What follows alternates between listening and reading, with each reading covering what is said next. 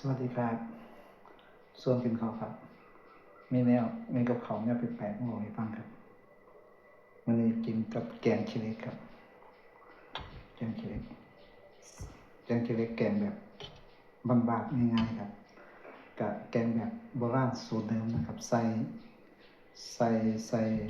ยะนางใส่ข้าวเบื่อพร้อมครับใส่ยะนางใส่ข้าวเบื่อตำหัวหอมตำพริกตำกระเทียมใส่พร้อมเข้าไปในกันเลยนะครับยะนางบริคันเอาต่างหากนะครับตำใส่กับข้าวเบื่อเฮ็ดแบบสูตรโบราณแต่ว่าผมใส่ข้าวเบื่อร้ายไปหน่อยนะครับบ่ได้ใส่กะทิครับใส่ไก่แทนนะครับแกงใส่ไก่กะอยากบอกว่าแซ่บหลายแต่ว่าที่อยากอวดที่อยากอวดเป็นผมเป็นคนบ่คือหมูนะบ่คือหมูนอกจากว่าขี้เหล็กมันหายากเนาะขี้เหล็กมันหายากไปหาเก็บมื้อนั้นเก็บขี้เหล็กแล้วมันบ่พอสิแกงครับมันบ่พอสิแกงได้มันบ่หลายเขาตัดถิ่มไปส่วนหนึ่งแล้วมันก็มีคนเก็บไปก่อนส่วนหนึ่งมันก็เลยได้บ่หลายพอได้บ่หลายอะเห็นผักกระเดาอยู่ไกลๆผักขี้เหล็กบ้ากระเดากับขี้เหล็กมันก็ซุ่มเดียวกันเพิ่นมันขมคือกันอันนี้ผมบ่บอกใครนะครับบ่บอกใครบ่บอกกับผู้อยู่เฮือนกับผู้กินนำบ่บอกว่าผักขี้เหล็กเที่ยวนี้มันคือขมกว่าเก่าที่ใดๆผมใส่ผักกระเดาลงไปนำครับใส่สะเดาลงไปบอกง่ายผมแกงสะเดาใส่กะขี้นี่คือความพิเศษของของคนบ่คือหมูคือผมเนี่ยบอกพื้นเจ้าของอีกอันที่สองครับแกงขี้เหล็กใส่กับกระเดาครับแล้วก็ใส่ไก่อยากบอกว่าได้อยู่เด้ครับหน้าตาได้แล้วก็แซ่บกินมาเทื่อนึงแล้วนี่เทื่อที่สองอุ่นนะครับอุ่นต่อกินทีนี้ผมเติมน้ำครับเพราะว่าเมื่อวานนี่น้ำมันน้อยไปน้อยนึงแล้วก็ข้าวเบื่อมันหลายมันก็เลยข้นแห้งนะครับมันเลยข้นแห้งทีนี้ผมก็เติมน้ำไปหน่อยนึงครับเติมน้ำไปหน่อยนึงเวลาที่ผมสิเว้าเรื่องกับเขาววันนี้ผมยังมีแนวบ่คือไผเขาไปอีกครับมื้อนึงผมแกงกล้วยครับแกงกล้วยผมเบิ่งในอินเทอร์เน็ตครับว่าแกงกล้วยสูตรโบราณเบิ่งเขาด้วยความที่ตาผมบ่ได้ใส่แว่นครับผมบ่ได้ใส่แว่นตาใส่แว่นตาเบิ่งบ่เห็นครับว่าเขาใส่อีหยังแหน่แต่ผมรู้แค่ว่ามันใส่กล้วยใส่ไก่ใส่กล้วยใส่ไก่แล้วผมเห็นเขาใส่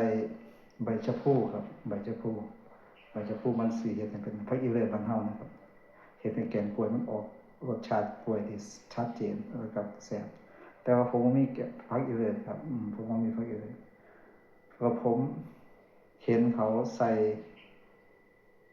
ชะอมครับชะอมเนี่ยผมแนมด้วยความที่ผมมีแว่นตาผมแนมชะอมเป็นผักกฐินครับเป็นผักเกษตรบ้านเฮานะครับผักกฐินผมก็เลยแกงกล้วยเที่ยวนั้นนะครับใส่ผักกฐินเข้าไปนำครับใส่ผักกฐินเข้าไปนำอยากบอกว่าอยากบอกว่า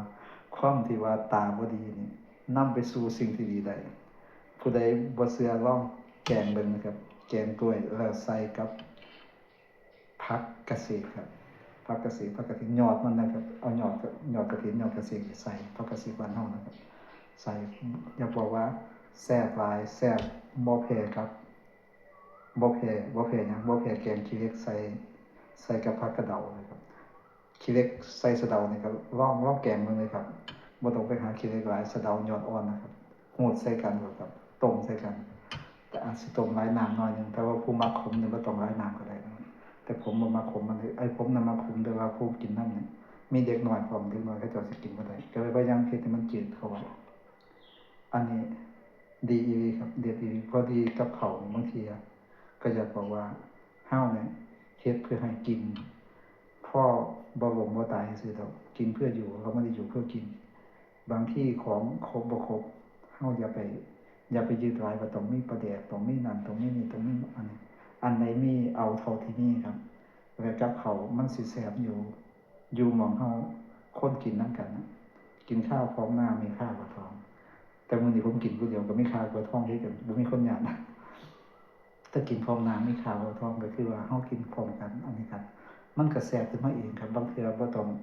ของที่สิแซ่บได้เนี่ยบ่จำเป็นสิต้องของที่มันพิ